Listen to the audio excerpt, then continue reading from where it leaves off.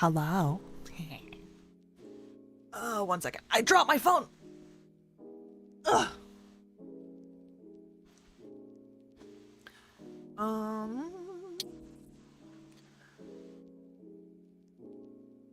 It's funny because I was literally thinking about this the other day. That if I had a 3D model, you guys would see like how much I throw my hands around. I gesture a lot when I talk.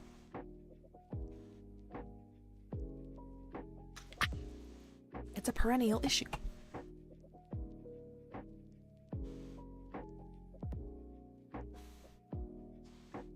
Oh, Mr. Manager, I do need your address so I can send you the signed things.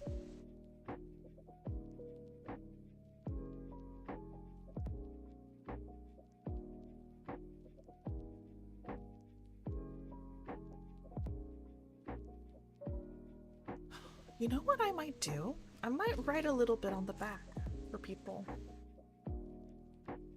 Yeah.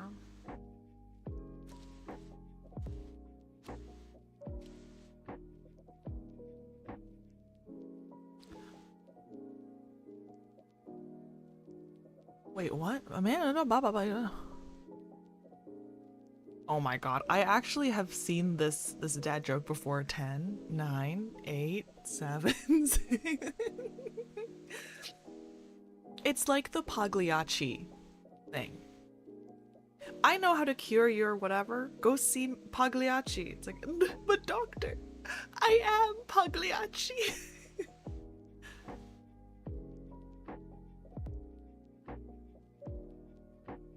Oh. You know, I really do enjoy that I get to have the emotes like rain down on me on VTube Studio now.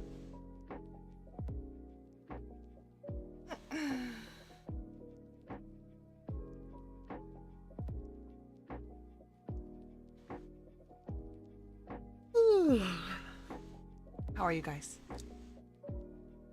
Sutro's on a 60 stream streak. That's crazy, bro. 60? What the heck? How?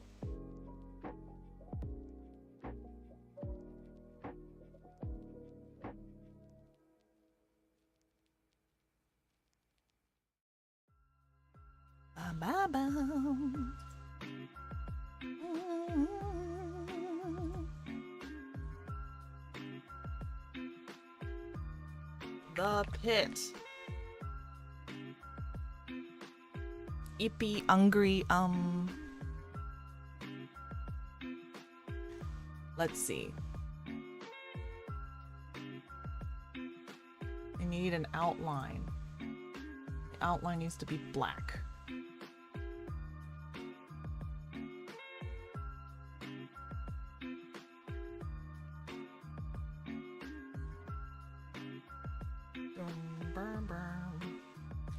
I'm friends with a doctor. He is the CEO of a hospital. So he's a very good man. Wait, what? I think if someone's a hospital CEO, they probably have made questionable, have made difficult decisions in their life. That's what I think. That maybe some of us would consider bad. You know? Perhaps.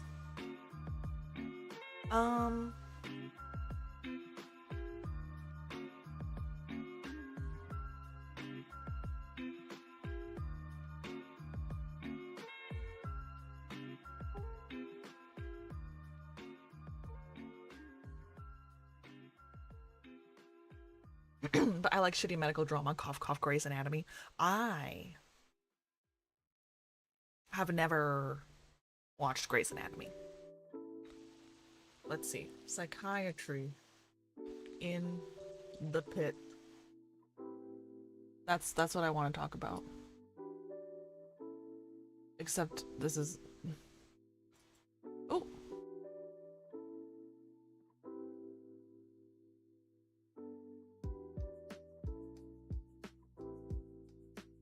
Where do I even put this? Here?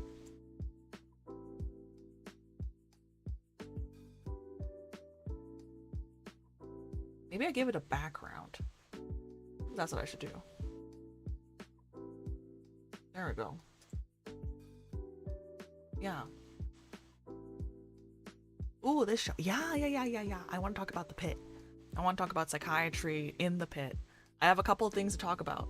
I've seen clips on TikTok. Yeah, what have you guys seen on TikTok? Or, okay, has anyone watched the pit? Or am I just talking to nobody? Have you watched any of the pit? Yes. No. Two windmills were sitting on a hill. One asks the other, "Do you have a favorite song?" The other replies, "Well, all my life I have been a heavy metal fan." Huh? All my life I have been a heavy metal. Oh my god. All my life I have been a heavy metal fan. Why are these such bad puns?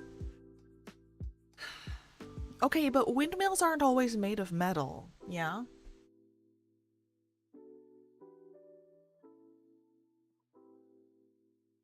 Why are you guys all choosing cheese?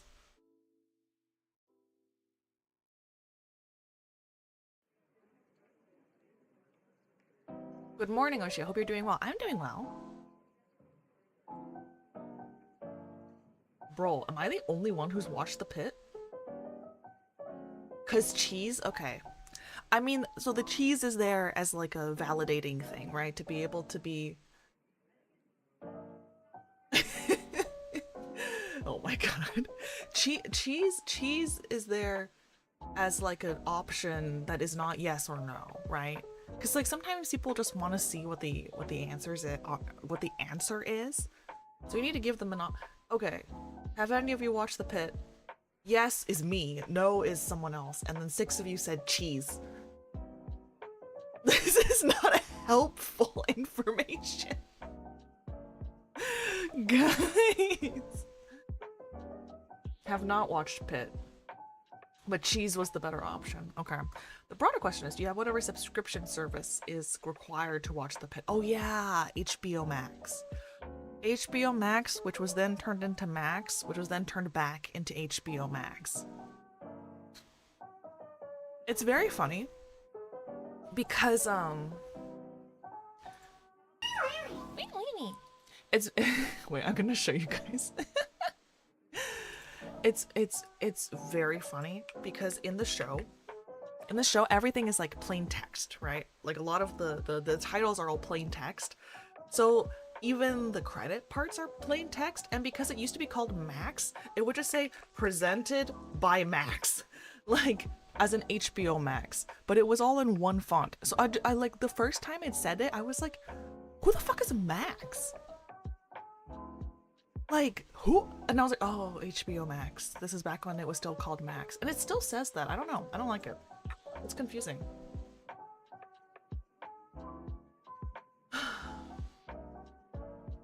Fine, see. Oh my god. The owner of the tuxedo store kept hovering over me when I was browsing, so I asked him to leave me alone. He said, fine, suit yourself.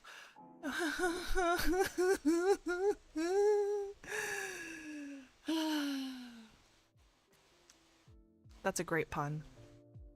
It's funny because I do actually enjoy puns, but I'm also a little offended by puns. I'm just gonna say that. I'm a little bit offended by puns. Alright, so I'm the only person here who's watched the Pit. Because the rest of you have said cheese. I'm taking cheese to mean no, probably. Yeah.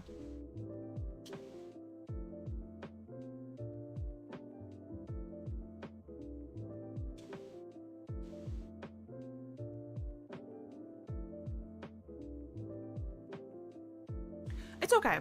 I mean, do you guys care about spoilers?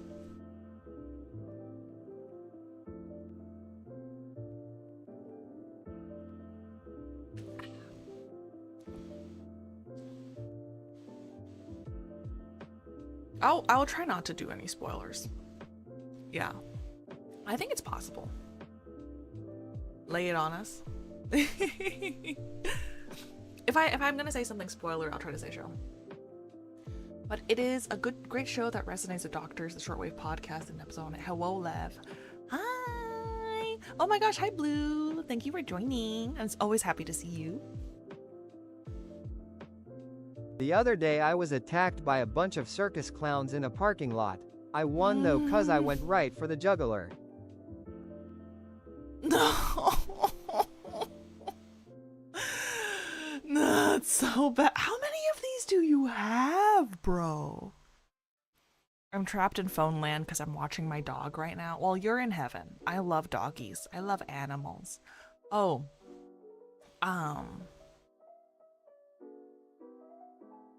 Alright, well, the poll has finished and the winner is cheese.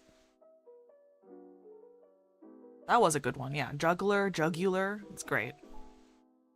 I know Spectral has recommended the PITT. Yeah, because it's really good. Lev, I am a father and grandfather. These come naturally. Are you actually a grandfather? Holy crap. Wait, really? Because that gives me even more... That makes me happy. I pride myself on having an older than normal demographic. No teenagers allowed. As of April 15th, yes. Oh my gosh, congratulations! Congratulations! I hope it's a congratulations. Before I'm even 40 years old. Holy crap. Well, I hope everyone is healthy and recovering well, and the 8-day-old baby is doing well and healthy, and, you know, the parentals are sleeping as much as they can, and I love babies. Guys, you might not believe me, but I'm actually pretty good with kids. I'm like really good with kids. But only one-on-one. I don't know how to deal with like a whole gaggle of children, but I don't know how to deal with a gaggle of children, but like one-on-one, I think I'm pretty good with kids. My grandson was named after me and my granddaughter after my wife. That's so cute. I know, look at us. Wait, what do you mean?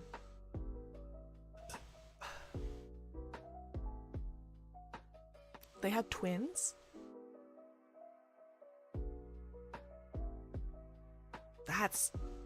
I can't imagine. Fraternal, oh, that's crazy. Oh yeah, I mean, if I guess it's a son and daughter, then yeah, they had to be fraternal twins. I'm so glad that twins don't run in my family because I would not want to give birth to twins. That just sounds anxiety inducing and painful and just, oh my god. And yeah, my parents' first child was a set of twins, both girls. I mean, twins are great. Twins run in families. Like, if your family has a lot of twins, you're more likely to have twins.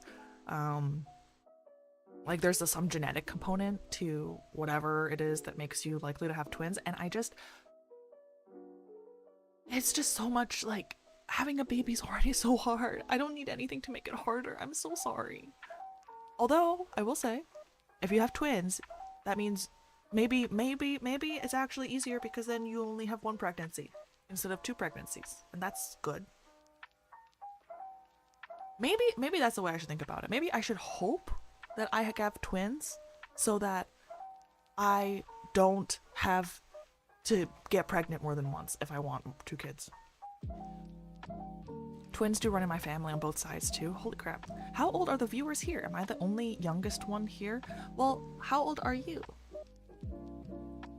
And also, please don't give out birthdays or other identifying information. We are not doxing ourselves here today, but I think general age ranges is fine.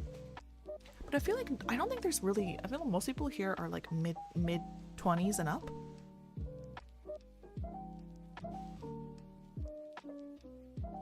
I also feel like the proportion of my chat that is married is probably higher than normal.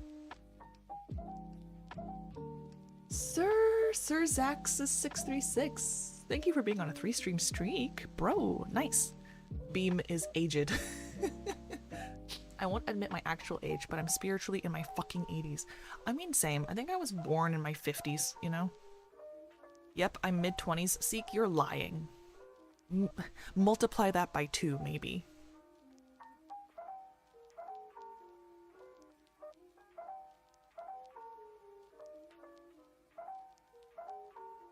early 20s. Okay, that's still pretty good. Or rather, that's not like crazy young. Hey Lev, you're a doctor. I'm 7'3", so what would be the estimated height of my grandson? There's actually a way to calculate this. Height prediction. Yeah, there is, it's usually based off of, parental heights though. Yeah, so if you tell me, like you can, yeah. There's a equation for like projected height, plus minus however much based off of someone's mom and dad's height.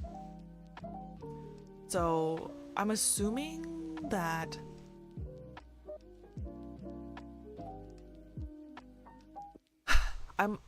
I'm 7'3", my wife is 6'6". My son is 6'8", and his girlfriend is 6 feet. Okay. So I think also for the twins, it might be different, right? Because like female and male projected height is different. But let me just do the calculation for you. 6 feet is 72 inches, yeah? And so then that's 80. Okay, so height potential of the boy is like 6'8", and the girl is like 6'3". Yeah, it's a little bit tall.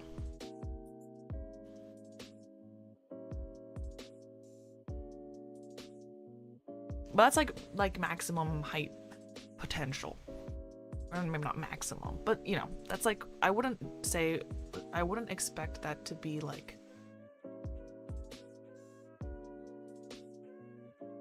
the exact height, but somewhere around there.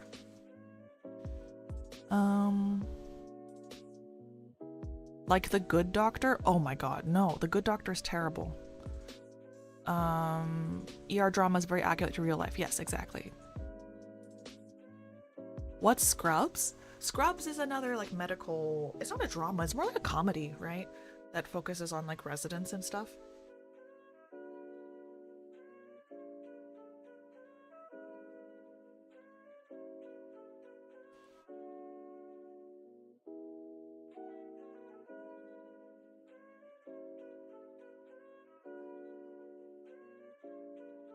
Okay, I'm just gonna start talking. One thing, so the PITT is basically it's a medical drama on HBO about an ER in Pittsburgh, hence why it's called the PITT, and it has some inspiration from the old TV show ER, the one that Clooney was on back in the day, and then it has the same like structural format as 24, where each hour of television is like a real life hour, right? So the 15 hours of the season go through 15 hours of one shift of one day. So it's not like a season that spans a long time, you know? So I think it's really cool in that way, because you get to really follow like what a day in the life of a doctor. It's mostly focused on doctors, but you see other health professionals also. Like what that day looks like and the sort of like chaos of it, because I will say the ED is particularly chaotic, and they say this a lot of times in the show, that like average ED doctor gets pulled from one thing to another like every 2 to 3 minutes. That's kind of true on the wards too, and by that I mean like on the floors of the hospital when you're in the taking care of patients that are fully admitted to the hospital. It's kind of the same. Like when I've worked on medicine floors, on in the ICU, or on psych floors, like you get pulled from one thing to another really, really quickly, you know? Like there's never a chance to really just like sit down and work on one thing for more than 10 minutes, if I'm gonna be completely honest. The longest time that you sit down and do anything is when you talk to a patient, and that's only for me as like a psychiatrist. We have a lot of time allotted for that. But otherwise, it's like people coming in and out all the time. You know, something that I wish that they showed more of is like some of the procedural friction that happens, because I feel like there should be way more Hey, can you put in an order for a diet? Hey, can you put in an order for Tylenol? Hey, can you put in an order for the order actually expired? Can you put in another order for Tylenol? Hey, this person is having a bit of a stomach ache, but I can't give them a Gas X without an order. Could you give them an order for Gas X? Or whatever, you know?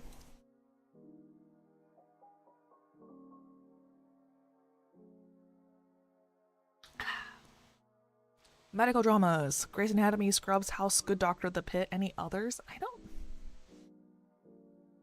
actually know. I think that's probably it. I've never really been a huge fan of medical dramas necessarily. I just really like The Pit because it's so accurate. I get a feeling I'm older than Lev. I'm late mid-30s. Yes. I am not in my late 30s. I will say that much.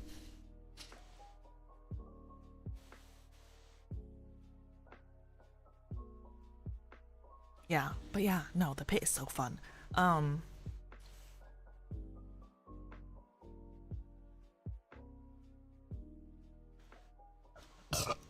Sorry, that was a burp. But yeah, no, I had so much fun watching it. One of my favorite things. God, I can't imagine what a mass casual event would do to someone, even if they're mentally prepared, professionally trained. Oh, it's crazy. It's crazy. Like, that's sort of. I'm really, really glad that I was, for my own mental health, I'm glad that I wasn't like a fully licensed doctor and in the hospital during like COVID. Because what I hear about what it was like at that time, it's just insane, you know? Hey Lev, guess my job. I don't know. Do you work in...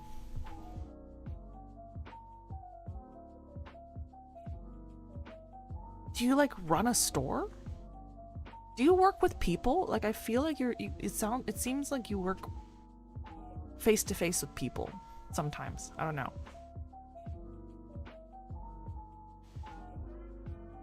You know, like not the kind of person who sits in an office all day, but maybe you are the kind of person who sits in an office all day. I just get the sense that you talk to people.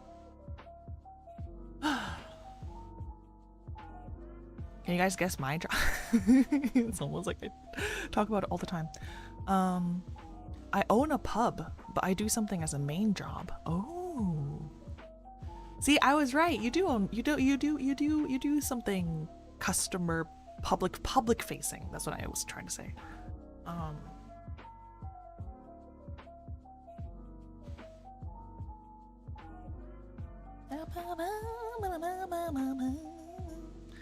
All right, okay. We need to talk about psychiatry in the pit because it's really cool. Something something that they show that I think is really accurate in terms of like what it's like to practice psychiatry in the hospital is the like, and I appreciate this. I feel like people will get this like feeling, right? Like other doctors will get this feeling that like something is off, right? Like something about this doesn't add up. Something about this is not quite right. And maybe they think it might be like a mental health thing, but they're not totally sure. And so then they call psychiatry and then they're like, but they have this feeling that something is wrong when like the person can't talk. Hapii Polak. Hello. That's your... Does that mean you're Polish?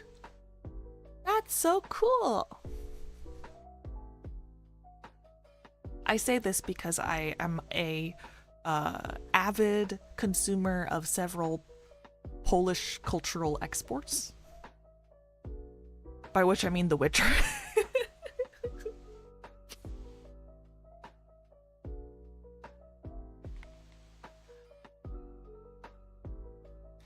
I get a feeling Lev would love staring at stars all day. I would. You know, I was actually interested in astronomy growing up. I read a lot of physics books. I read a lot of Stephen Hawking, and I read a lot of I had like space books. Yeah, I had a lot of science books growing up. Those like big books that say like geology and astronomy, and those things were cool. Hated the ocean though, which is hilarious because I love swimming, but the deep ocean is crazy. Oh, I haven't had pierogis in so long. Oh my god, I want pierogis. 50%. Oh, okay. Well, I'm glad you're a happy Polak because what I know about the Poles is that they're very culturally depressed. Yeah. You know, like I was watching an interview with some of the people who like write short stories for CDPR with like for cyberpunk and stuff, because they work on cyberpunk, and they're like, oh yeah, you know, because we're Polish, so it's depressing.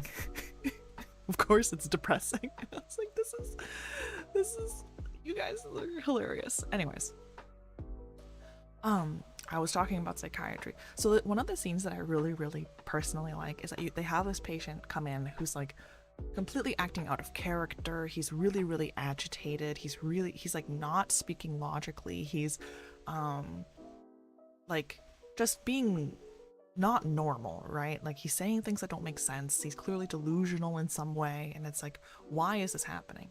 And of course their first thought is like substances, right? Any sort of acute change in someone's personality and mental status and whatever is like the first thing you think of is like drugs, right? Because there's like not that many things that can make someone change really fast. But they check substances and there's no substances, right? It doesn't make sense. And then they talk to him. Well, eventually they're able to talk to him and they're like, oh, this is like, some things have been kind of weird and he's been very stressed for a long time. But what I love is that they're like, okay, we had a hypothesis. This guy is like bugging out. We thought it was drugs. It's not drugs. So what can it be? Maybe it's psych. But because he was trying to punch people, we sedated him so he's asleep. And like, they consult psychiatry, and I felt so bad for the psychiatrist because this happens to me all the time.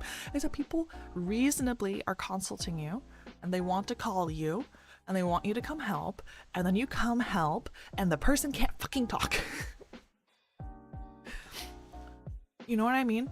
It's like I feel like this is a thing that gets missed, like passed over a lot, is that a lot of other basically every other specialty, you can still do something, like get an exam, look at their vitals, do something, like with, even if someone's like intubated or like unable to be awoken. Thank you for the follow, Happy Polak.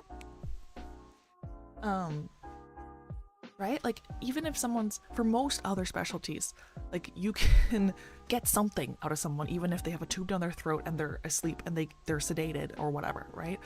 You cannot for psychiatry, and I think we're one of the only fields where that's the case. Because like even neurologists, you can check someone's reflexes when they're unconscious, right? You can like peel their eye open and check like gag reflex in their throat and all this stuff. None of that is relevant to me as a psychiatrist. So like I'm like, your like I love that scene where it's like their thought process is perfect. Yes, consider a psychiatric thing. It is hilarious to consult a psychiatrist when the person can't talk.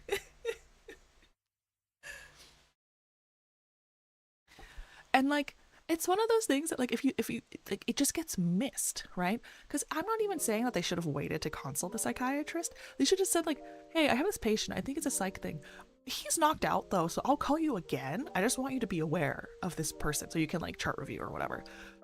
But this has happened to me before. I think I'm going to tell a story. Communication is required. Yeah, exactly.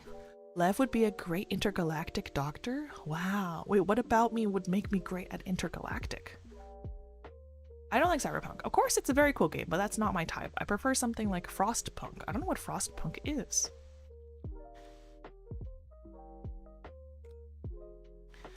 But yeah, no, I say when I was a resident, like I'm not still a resident, but this was like a couple years ago.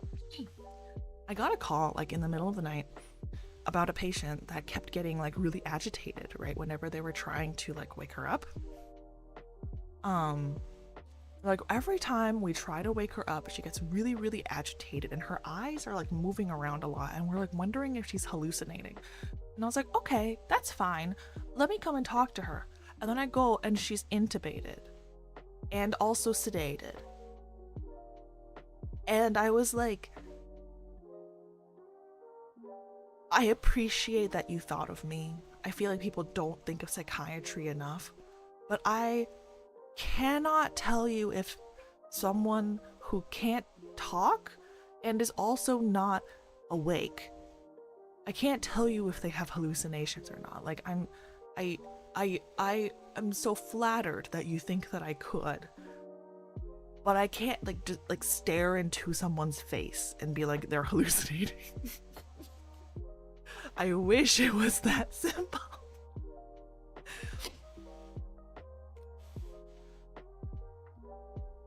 So,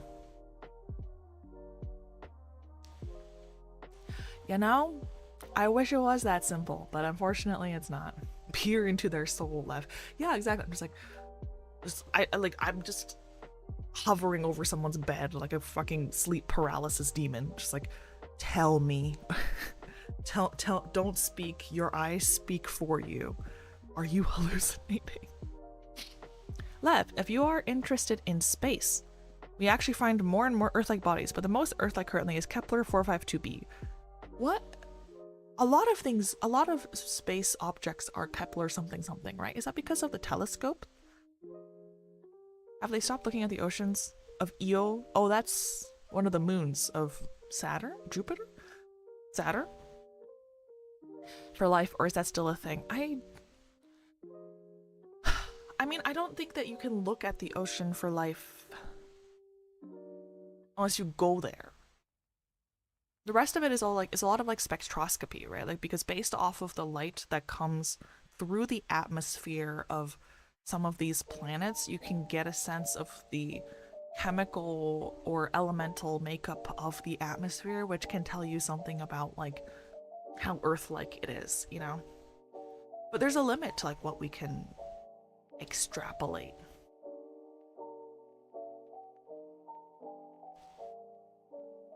We're studying Titan and Io. Titan has a better chance. Well, underneath the surface there's water, which is believed to have single cell organisms. Kepler is the designation. Ah, makes sense.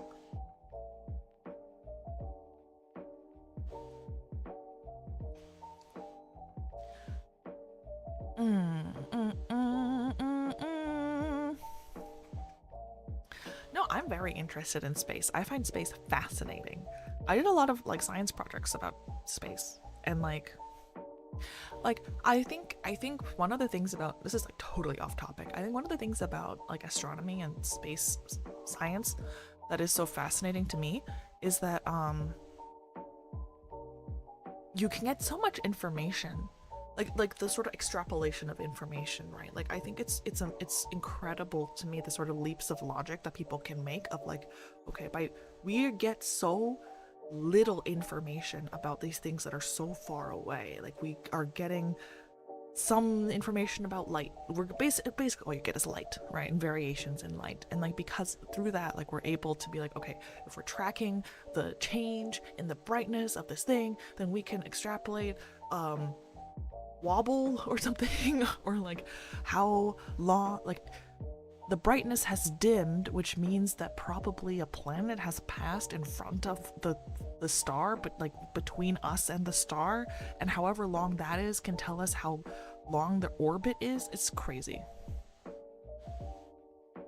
And before you ask, astronomers cannot name celestial bodies. The people who name them is an international astronomical union.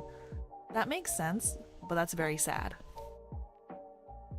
Because like, I feel like if you discover something, you should get to name it. Although I guess these days, who discovered it is probably like hard to prove, maybe? If like a lot of people are involved. But like think about like the elements, right? The elemental table, like at a certain point, like those are all just like names that people made up. That's why you have Californium and Berkelium, because Berkeley, UC Berkeley, they did a lot of elemental elemental studies. So this is the PITT, huh? I'm just easily distracted, okay? And people keep talking about interesting topics, so then I start talking about them also. It's not my fault that you guys are really, really, really, really, really distracting. My psychiatrist just handles my meds and makes sure I'm not too suicidal. But yeah, if you can't talk to your psych doctor, they ain't diagnosing anything. Exactly. Oh, hi, Cal. Hello. Yeah.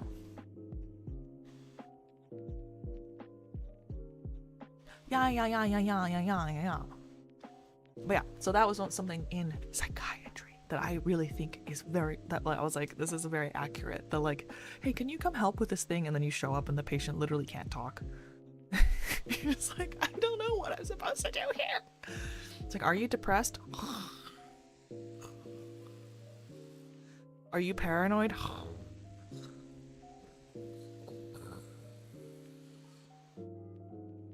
Are you seeing things that may or may not? You know? That's what it's like.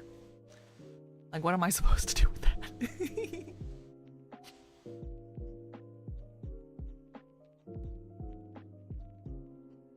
Hi, Blue. Hi, Sucho. Hi, Stinky. Hi, Mr. Manager. I was about to be mad that you didn't say hi to me, but you did. You did earlier. Snore once for depression, snore twice for hallucinations. No, exactly. It's like, what do I like, yeah. Anyways. Because, like, this is the fundamental problem. You can't just peer into someone's brain. But hi again, Lev. No. I know you said hi to me first. I forget things instantly. This is what I was saying before. You don't look at their brainwaves and deduce frontal cortex activity. I mean, we can do EEGs, but that's like more in the, first of all, it's more in the realm of neurology as opposed to psychiatry. The split between neurology and psychiatry is an ongoing conversation and argument that I cannot resolve. But EEGs, we do learn something about EEGs. We can learn, you can make some deductions about like what parts of their brain are active and what kind of activity is happening there, but you can't look at brainwaves and be like, this person is depressed. The most that I could do as a psychiatrist is be like, look at someone's brainwaves and be like, this person is delirious, like they have, like they're so sick, their brain is sick also, or maybe they have things that look like dementia, like Creutzfeldt-Jakob syndrome, which has its own something, or they're asleep or they're having seizures. Like that's kind of all I could do. Remind me to tell you about my old psych who was bad at her job and ended up getting fired. Oh my god. She must have been pretty fucking bad. Oh well, okay. Fired or like medical board license revoked. Fired happens more often than the second one. It's I'm gonna tell you guys something. I have to promise not to tell anyone. So in America, fired at least, in America there's a problem with specialties, right? Which is that, and you see this a little bit in the PITT too, right? You see this a little bit in the PITT. There's a lot of like political or prestige surrounding different specialties, right?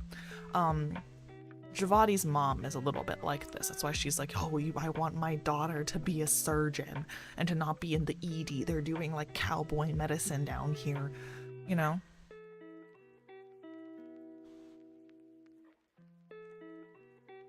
And like, there's different levels of prestige with different specialties in medicine. And depending on the specialty that you want to go into, they may or may not be more competitive, right? So there's some specialties, to take a step back, in America, you go to college, you have to get a college degree, and then you have to apply to medical school, and you go to medical school and get a medical degree, right? MD or DO.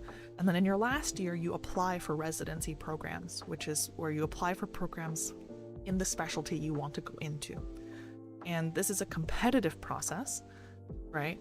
And specialties that are more desirable or more prestigious or where you can make more money or live a more relaxed life or something are more wanted, right? So this is your like neurosurgery is very competitive. Orthopedics, a lot of the surgeries are competitive. Radiology, dermatology, for some reason, is extremely actually, it's not for some reasons, because they can make a lot of money. These are all very competitive, right? And so, because you're cultivating this group of people who all care a lot about tests, want to do well on tests, and care about prestige, right? Because this is like the whole process of becoming a doctor kind of trains you to care about those things. Then if you have your smartest, most like best at test taking, most neurotic, most, you know, gunnery, I'm gonna do everything kind of like students are going to want to do things that are prestigious, right? And so that's not psych. Anyways, all that is to say, for a very, very, very, very, very, very, very long time, and this is changing a little bit now, but for a very long time, because of stigma, psychiatry was the field that you went into, like stereotypically, you went into psychiatry if you couldn't get into anything else. You know? Like people, like it was like psychiatry and family medicine were the ones who were like, oh, if you're doing that, it's because you're stupid. Or if you're doing that, it's because you were like lazy in school and you didn't really care and you couldn't get into anything else. And you didn't have the scores to do anything else. So, unfortunately, there's a lot of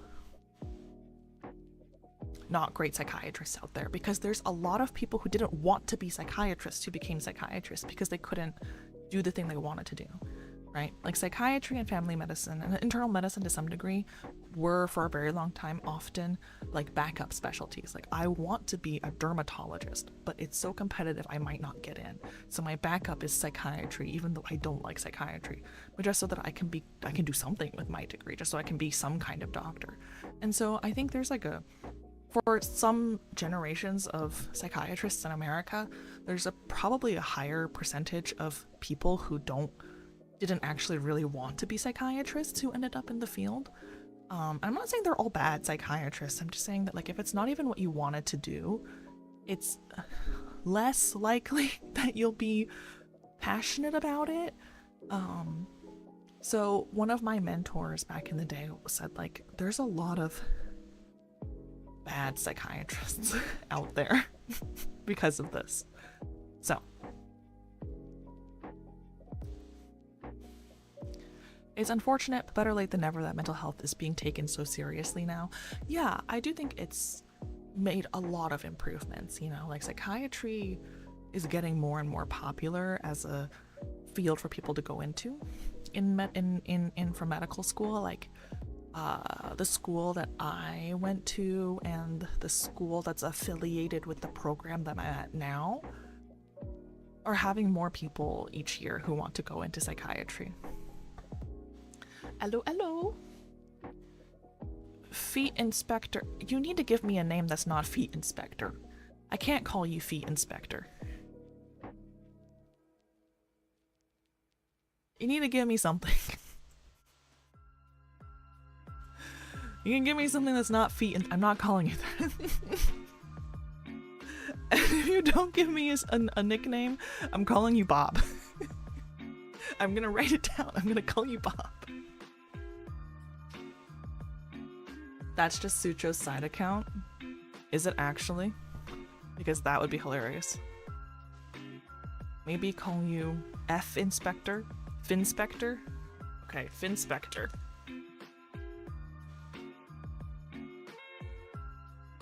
Is Finspector? No. F Inspector? F? Can I just call you F?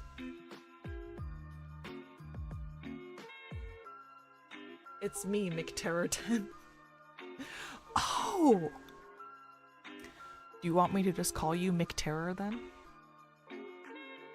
I should have known based off of the number.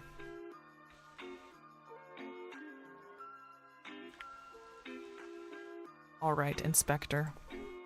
Just call them Inspector. I have a thing about names.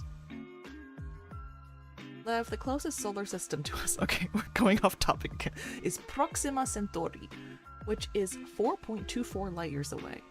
Jesus.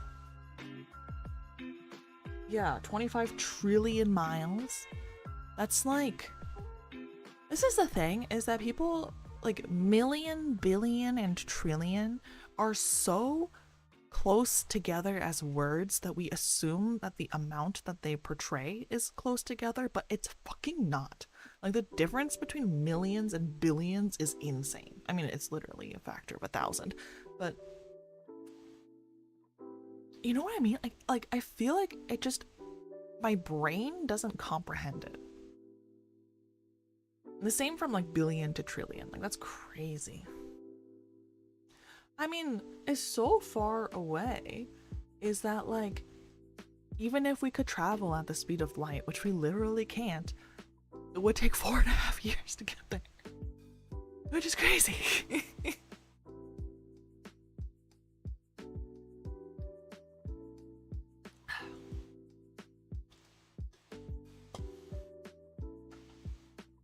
Yeah.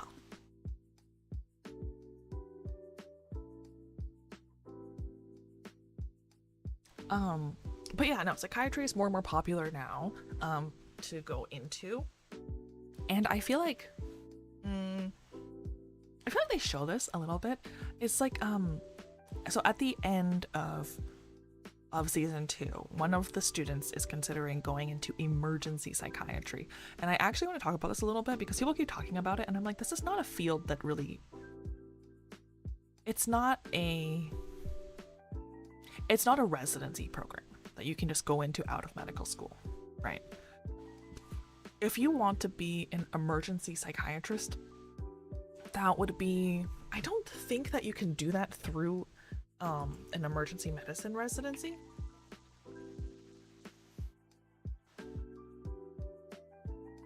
Yeah,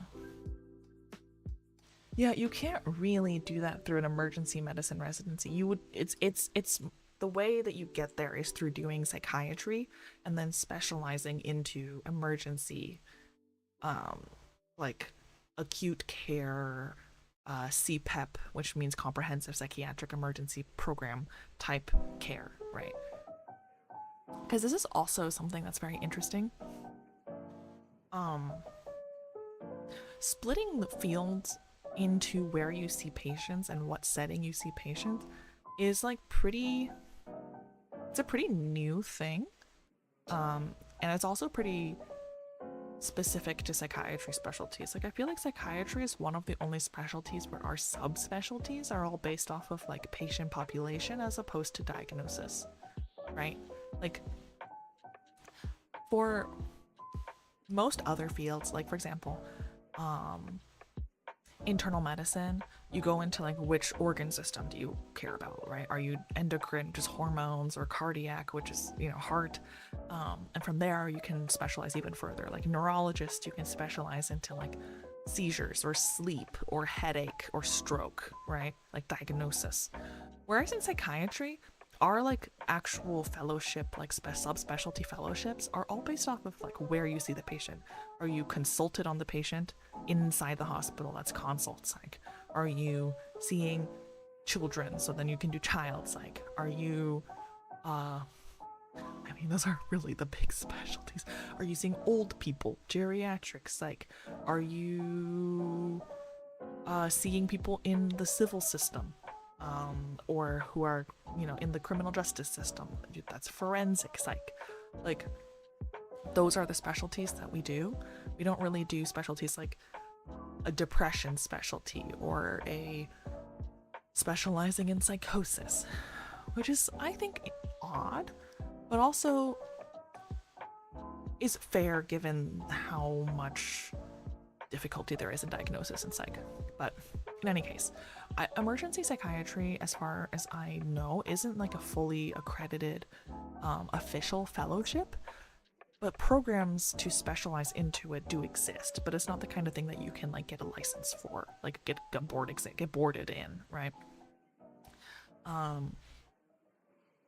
But yeah, I mean, most psych programs will do will have you do emergency psych. So I did a lot of emergency psych because there's just a lot of ED stuff in my program.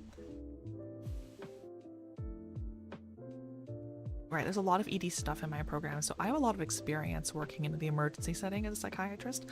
So I probably would feel pretty comfortable with working as an emergency psych, like someone who only sees people in the emergency room setting.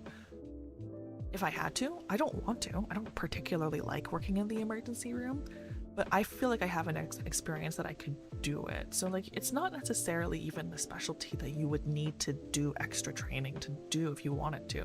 Like, there are some emergency rooms that are busy enough that they hire a psychiatrist just to work in the emergency room. But that's like a very special situation. That's the other thing, is that there's often not enough volume to justify that being your only job. Like, the psychiatrist in the PITT, he's not embedded in the ED. He's like doing other things, and then he comes down to see someone in the ED when they need him to see someone in the ED, but he has other stuff going on, right? And that's like most of the content. So he wouldn't be like an emergency psychiatrist. He's just is doing ED evaluations on top of also being an inpatient psychiatrist. You know? So it's like, I don't actually know how many full-time emergency psych jobs there even are. It's not that many, because it would have to be like really, really big emergency rooms, or emergency rooms that have a CPEP or CPEPs themselves. So CPEPs are basically like psych emergency rooms, and those aren't super common either. They're like really only in big cities. So, in any case, what I'm trying to say is, like, emergency psychiatry is not like something that you would say that you're going into as a medical student, like as an MS4, but you know, fair enough. I hope that when that student says they want to go into emergency psych, that they're aware that that's going to be more psych than emergency, you know? My hot take. Okay, tell me your hot take. Psychiatry does that because they don't deal with illness, only symptoms and situations. Like, all psych diagnosis is syndromes. Yes. I mean, I agree, right? Like, this is the problem with psychiatry, is that we're a phenomenological specialty. Like, all we can do is like,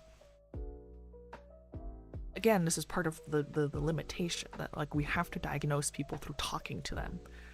And there's limitations to that. I mean, I think the human condition, generally speaking, is a big part of it is like the limitations of our ability to communicate effectively with one another, that we are fundamentally alone in our own minds and cannot actually fully convey one-to-one our internal experience to anyone else, right? Like, that block, that fundamental block, is I think the cornerstone of like a lot of what it means to be human, like misunderstandings and trying to understand other people and wanting to feel understood. Like, that's part of a lot of being a human person. In any case, that is the limitation of psychiatry, yeah, is that we don't have the ability to just sort of like peer into someone's head and be like, okay, you have depression. I don't have a blood test for that. I don't have an imaging test for that. But we like assume that these things are there based off of the fact that we can see like the outside effects. I gotta go now. Bye, Lev. Okay, bye. Yo, how late am I? You're not that late. It's only been an hour. Okay, Kelia asked a while ago, if you didn't do psych, what would you want to do? Oh, that's a hard question. It's a hard question. Okay. There's multiple answers to this. It's like, do you mean, I mean, I'm gonna answer all of these, but like, do you mean like, if I didn't do psychiatry as a medical specialty, what else would I have applied to out of medical school? Because that's a different question, compared to like, what would I, if I didn't go into medicine at all, what would I have done? Because I feel like I probably would have ended up doing some version of like mental health or like psych or something like that, because I've always been interested in it. I didn't know I was always interested in it, but like looking back, I'm like, oh yeah, this is what I've always been interested in, you know, as a specialty. And if you did do medicine, okay, so both. So if I went into medicine, like I went to medical school and I didn't become a psychiatrist, I probably would have gone into peds. Yeah, that was the other thing I was considering, was going into pediatrics. Like I said, I love working with kids. I love kids. And like a lot of general peds is, in my opinion, just very fun. I would have liked to have done something that could have put me in an outpatient setting, which is a lot of pediatrics, right? Either that or like maybe there were some things I wanted to do. Like I wanted to work in an endocrine, which is like hormones, but you have to do an internal medicine residency first, and I didn't really want to do that. But that would have also been an option for me, I think. Yeah. And then if I didn't do medicine at all, I probably would have gone into like, there's an ad, but you are a subscriber, so we're good. If I didn't do medicine, I probably would have gone into like, I don't know. I mean, there's like similar fields, right? I might have gone to get a PhD in psychology or something. I honestly, like, I can see myself going get a degree and become like just a therapist and like not a psychiatrist, but like a PsyD or a PhD in psychology. Like I can see myself doing that. Or if we're going back even further, there was a version of me that wanted to go into marketing, which is also about like psychology. So maybe that. Or I also wanted to be a teacher. I still like teaching. So being a teacher of some kind, being, what else would I have done? Music? Obviously music, I think. That's the other thing. I might have gone into like, I might have if this would have been going back really, really far. Like if I was like much younger, when I was much younger and I was more aware of like, if I had been more aware of what I liked and more able to express what I wanted to do, I probably would have done more music stuff. Sales Lady Lev into CEO Lev would be a wild branch timeline. Oh my god, yeah. I mean, I just like Mad Men marketing, like advertising, like that's the sort of thing that I was interested in. Like not really the other aspects of business, but like coming up with a story and having to understand like what makes people want to do one thing versus want to do another thing. I'm finishing marketing right now and it's insane how much psych is involved. Yeah, no, literally that's why I was interested in it. Like I was when I was talking to one of the marketing professors about maybe applying to be a marketing major, I literally was just like, the reason I want to do this is because I like understanding what makes people tick. Like what makes someone want to do this versus want to do that? Like how do you get someone to want to buy this thing, you know? As somebody who doesn't watch the PITT, are there episodes that focus exclusively on psychiatry? Most other medical shows tend to skip it. There are no episodes that focus exclusively on psychiatry because it's a real-time show. Like each hour is an hour of an actual shift in the ED. So there's nothing in a shift that would necessitate an hour of just psychiatry, but there's a lot of psychiatry in the show, especially in season 2. Or like, I guess there's a couple different things. There's like one patient who definitely tries to hurt themselves intentionally, and another patient who maybe tries to end their life intentionally, and then a vaguely suicidal attending, another person who is recovering from addiction and definitely has been to therapy, which I think is great. He's so aggressively therapized, it's hilarious to me. I want to know who his therapist is. This is Langdon. I want to know who Langdon's therapist is because he's doing great. I'm so proud of him. And then there's one of the residents definitely has autism, or is like meant to have autism, and then there's someone who has like a new onset, probably schizophrenia, it sounds like. one of the patients, and at least a couple other psych patients. So like psychiatry is like through the is a through line through the series. Yeah.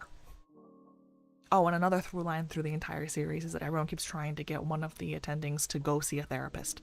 Mel for autism? Yeah, no, Mel's autistic. Or like she's written to be autistic is what it seems like to me. I don't know how aware she is of it though. Because she's never said, I watched the whole show recently.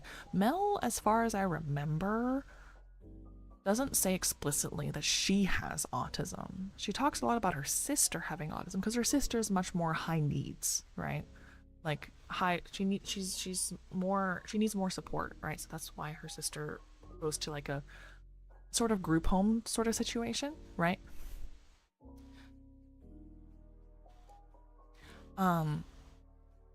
I don't think she's ever considered it because of her sister. Yeah, that's something that happens a lot actually in families, is that multiple children are autistic, but some of them are more high needs than others. And so the ones that don't need as much support, both in terms of how other people treat them and in terms of how they see themselves, they can get missed, right? And I think that's probably what happened with Mel, is that it was easier for her to adjust and to like adapt. Like she's not so high needs that she was unable to complete medical school, right? But she clearly has some difficulties in ways that are similar to her sister, just maybe not as significant. And it's easy for those to get missed, especially if you take on the role of a caretaker, especially if your sibling is like much more obviously autistic than you are. And so that's the thing that I'm actually personally very curious about with Mel, is like, is she actually diagnosed? Does she know? Or is she diagnosed / does she suspect that she has autism? I feel like she has to, right? Because like there's a lot of coping mechanisms that she uses that are very coping mechanisms for people who are autistic.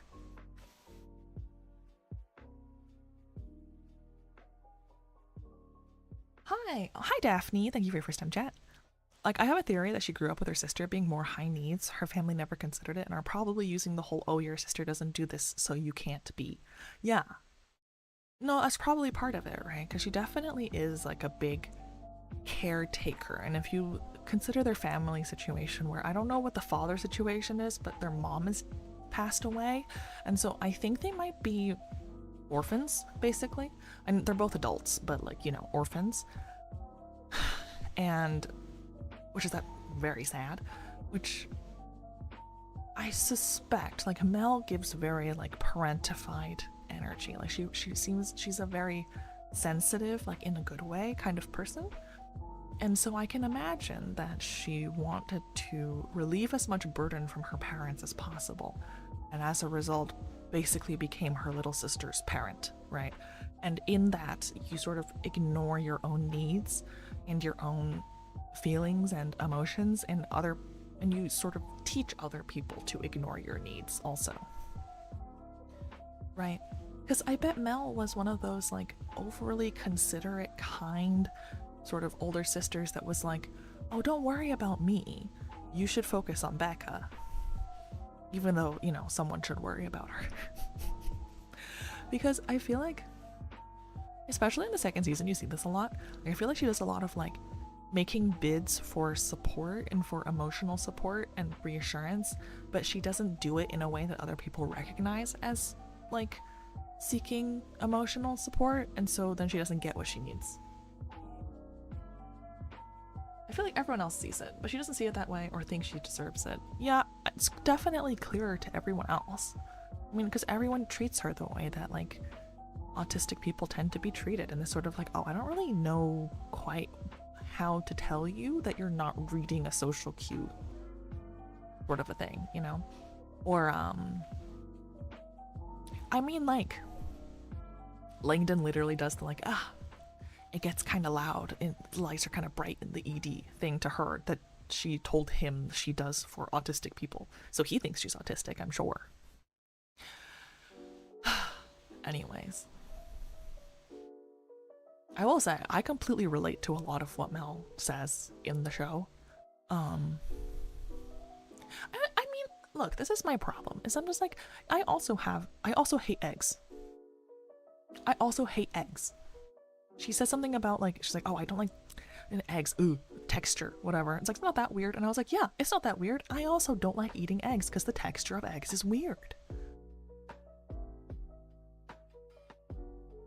The texture of eggs is weird. I don't like eggs. I don't like raw tomatoes. I don't like eggplant. I completely relate to Mel in this regard. There's some things that have weird textures and I don't want to deal with it. I can yap about the pit so much and I relate to so many characters in so many ways. I mean, honestly, same. Honestly, same. That's why I find it so interesting. It's so great. I mean, I think something also that I wanted to talk about is like Robbie in the second season, and that he definitely has like PTSD/depression, right? Like, not to just diagnose, but like to diagnose a little bit. He has not come to terms with his trauma, right? And it's not just I think this is the thing that they sort of like hint at later in the season, but that is kind of not super explicitly stated. I think a big part of it is that like he doesn't have an identity or sense of self outside of his work, right? And that can sustain you for some time, but how do I put this? Oh yeah, he's like Mohan. This is why that he's so hard on her. He doesn't have a sense of self out and a sense of self-value or self-worth outside of his work and what he can do as an ED physician. The problem is that as you get older, you begin to see the ways that you can't fix everything, and also you begin to see that you can't actually do this for the rest of your life, right? And so it's a compound problem. The ED is burning him out, but it's also the only thing that gives his life meaning. So then to survive, he has, like, it's an impossible choice, right? Because either he spends more time in the ED to give himself a sense of meaning and purpose and that I'm a real person, and that's where all his relationships are too, right? But it's slowly killing him by burning him out. But without it, he is hopeless, has no sense of purpose, probably feels like he has no relationships. Like, I have no friends, I have no one to talk to. Who am I outside of this role of like Dr. Robbie, you know? What do I do? Who, like, what is this? Yeah, so he doesn't have a sense of self. Like, he's not a person outside of the ED, right? Like, he seems like the kind of person who like goes to work and then goes home to wait to go back to work, right? And this is something I see a lot because in medicine, that's what they encourage a lot of us to do. They encourage doctors, sorry to interrupt, which character are you talking about? Robbie, Dr. Robbie, Michael Rabinovich. Yeah, like in medicine, so much of medicine training and like the whole culture of medicine, this is true in a lot of like this is true in a lot of professions, is that it encourages you to see it as not just your job, not just your career. It's an identity that you carry even when you're not working, right? Like, if you're a doctor all the time, at home, at the grocery store, you know, like, not just when you're working. And at the same time, because you're helping other people, there's also this encouragement of like sacrifice, right? Of like, you should push yourself that extra hour, that extra 2 hours to help other people. And I think the show shows that really well. Like in the second season, there's no mass casualty incident. There's nothing like super crazy. Like, the having to chart on paper for a while is super annoying, but stuff like that actually happens pretty often. there's never a smooth shift, right? And so the fact that everyone's 12-hour shifts become 15-hour shifts, because there's always some extra thing. Like, I could stay a little longer to finish seeing this patient. I can stay a little longer to finish my documentation. I should stay a little bit longer to, like, you know, call a couple people that maybe I don't necessarily need to call, but that would be good for the patient, right? There's always more you can do. There's always more you can do. And so people feel like because there is more they could do, they should do it, they have to do it. And so then people push themselves to the limit. They're like, a lot of doctors have terrible boundaries with work. I'm one of them. I was working on my notes last night at 11 p.m. You know? Like, I could have, I didn't need to do it. I don't know. I just felt like I had to. Yeah, so I was like working on work stuff, like doctor stuff, for a couple hours last night, like at like 9 to 11. And my husband got so mad at me. But that's a lot of doctors, right?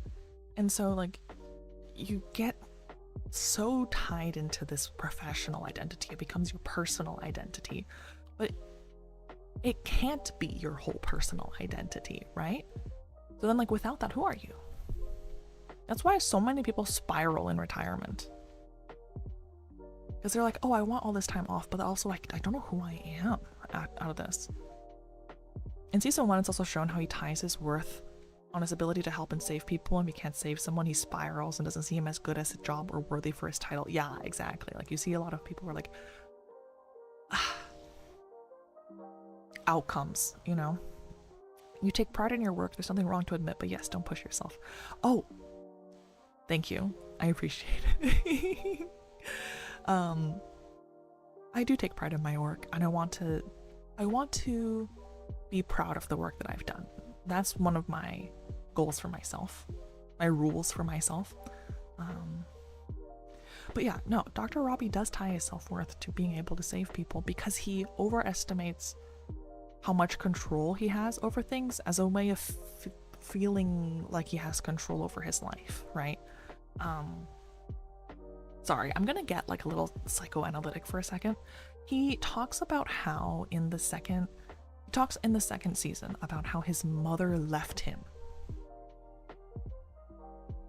So there's like a parental abandonment there, right? I think he says that she left when he was like 8 or 12 or something, like when he's young, and very young enough for it to like lodge in his psyche almost permanently, but also old enough that he remembers and kind of understands what happens and recognizes it as abandonment, right? And something that happens a lot in that kind of situation that I think happens here is like it's really sad. A lot of kids, if they're left behind by their parents or abandoned by their parents or mistreated by their parents, this is subconscious, it's not on purpose, but blaming your parent and saying, my parent is the problem, they are not good, I can't trust them, they're hurtful, like, that is more scary than the alternative explanation, which is, I did something wrong. Because I did something wrong, like, I was a bad kid, so my mom left, is a more painful thing it's like more hurtful, I guess, but it's helps you sort of like psychically survive that abandonment, because then you can frame it as something that you had control over. And like control is a big part of like psychic stability. Like a lot of what people do subconsciously is about grasping for a feeling of control, a feeling of certainty. And we can make ourselves believe things that are painful or hurtful or not beneficial if they make us feel like we have more control. And so that's something that happens a lot. My mom left. That's probably a thought that he has deep down, right?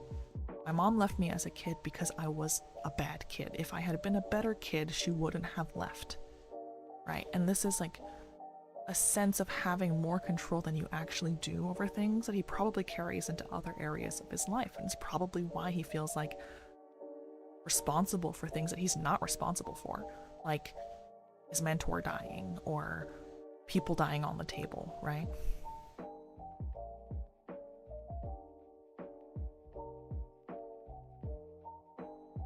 Because like bad things happen to the people that you care about and to you, and sometimes there's nothing you can do to stop it, and sometimes there's nothing that you could have done to stop it, is an extremely painful thought for some people. And I don't think it's something that he can handle. Right? Or that he could handle. And so for a long time, the way that he survived was like by being like, I actually have control over these things that I don't have control over. And that kept him like psychologically alive, like emotionally, it helped him survive emotionally for a long time. But this sense of like extreme responsibility, thank you for the follow, the sense of extreme responsibility for bad things happening caught up to him eventually, and now he feels like all these bad things are his fault. You know? And so now he wants to go to Buffalo head smashed in whatever, which is a call for help if I've ever seen one. But yeah, Daphne, thank you so much for the follow. Man, I need to watch this show. Yes, it's so good. I think it's really, really good. It's the kind of show that you have to watch with like 100% like attention though. That's what I will say.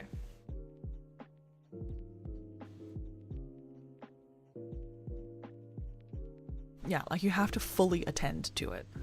You can't just watch it like half paying attention, because things happen really, really fast. Things happen fast and they happen constantly, and people don't say what they mean. Which means that like you have to be, I don't know, you have to be paying attention.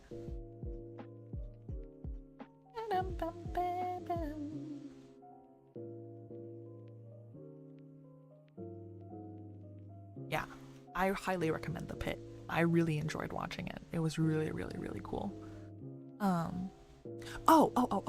But this is what I was I lost track of what I was going to say. I'm going to say this, and then I unfortunately do have to end stream a little early today because I have some stuff I need to do.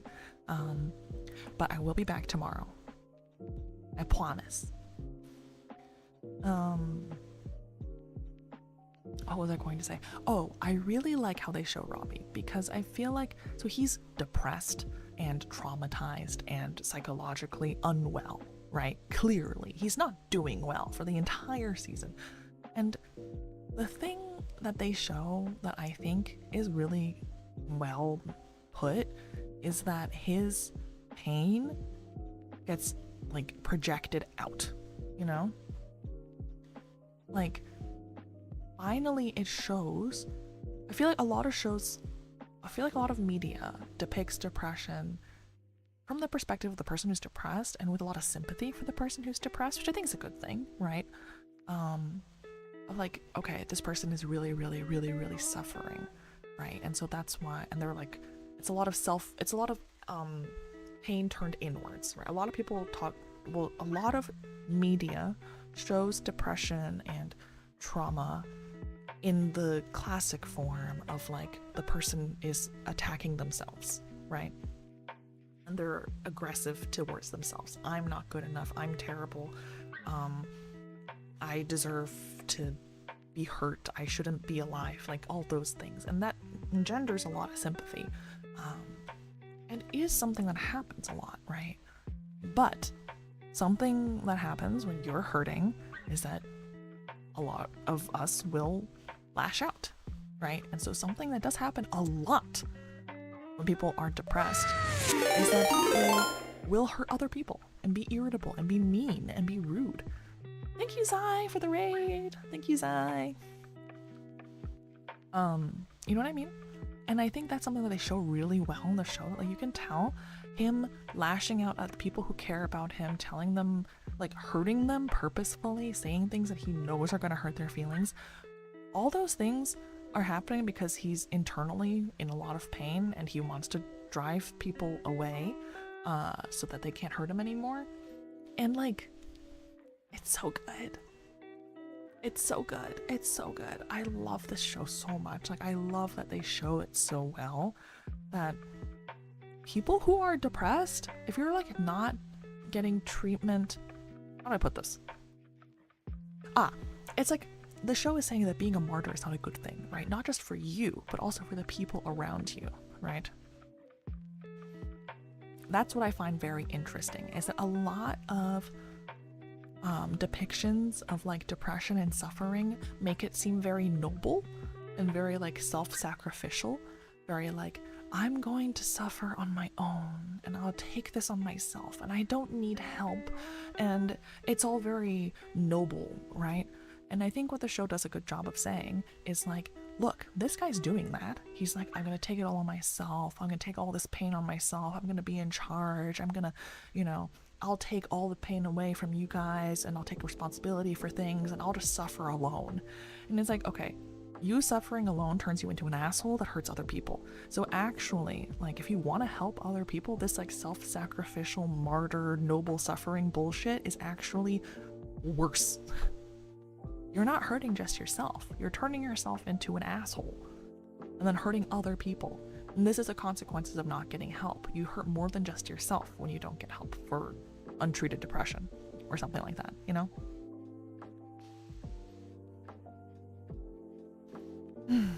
Robbie's treatment towards Langdon just shows his inability to handle perceived betrayal. Yeah, exactly. That's also part of it. Is that he like integrated Langdon into his self-concept, right? Of like, oh, this person is my protege and he's a representation of me. And yeah. And so he sees Langdon's like mistakes as his own failures. Bing, bing, bing, bing, bing, bing. Yeah, as his own failure, and he also sees it as like, I guess you don't recognize how much I've sacrificed for you, or how much I care about you, or how big of a leap it was for me to trust you enough to see you as an extension of myself. Time for work. Have a nice stream. I also need to go to work soon. Really selling me on it. I'm making you guys interested in the pit. Yes, go watch it. It's so good. And I haven't even talked about some of my favorite characters. McKay. I love McKay. I also love Whittaker a lot. And of course, Samira Mohan, my queen.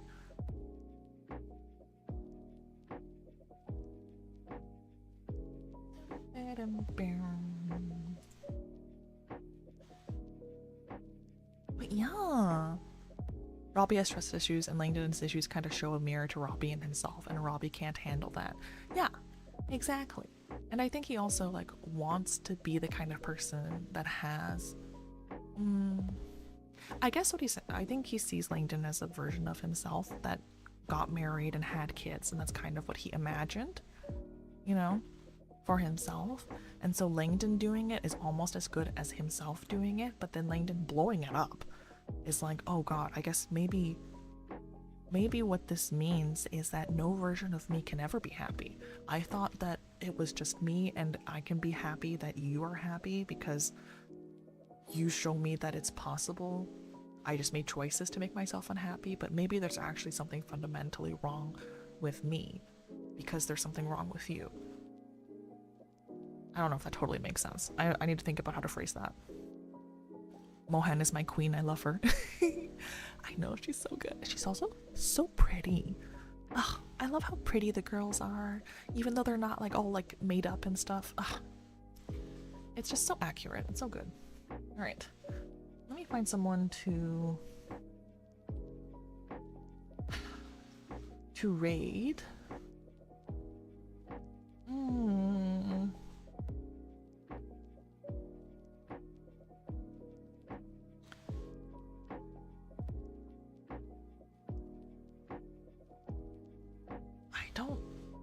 I don't know.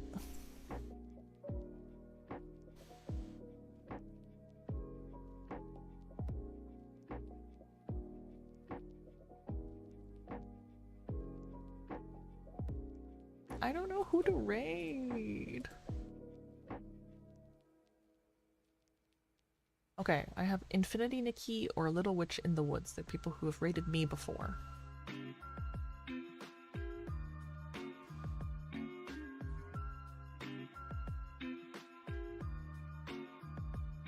I think Infinity Nikki could be cute. Oh, she's a bunny. Or maybe... Oh no, this is definitely more cozy.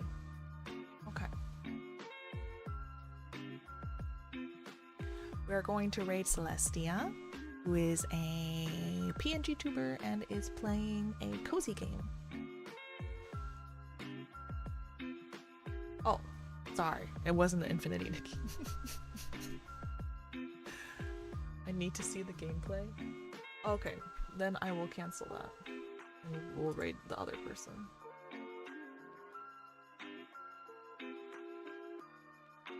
Okay.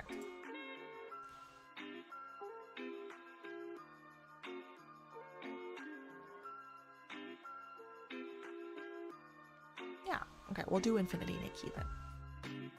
Whichever you want, it's your stream. I mean, I really... If there's no one that I really am friends with or like close to, then I sort of just pick whoever.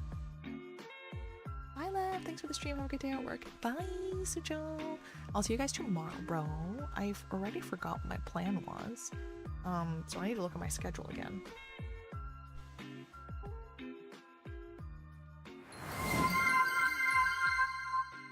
Oh, okay. I guess we're ending with this. I have 4 arms. There, now I have 2 arms. Well, thank you for the every stream 6 7. Have a good day at work. Thank you, Cal. All right, I need to go make lunch and eat it during a work meeting, and I will see you guys soon. Bye. Oh, and tell Bunny that I'm sorry that I have to raid and run. Please tell her that. Bye.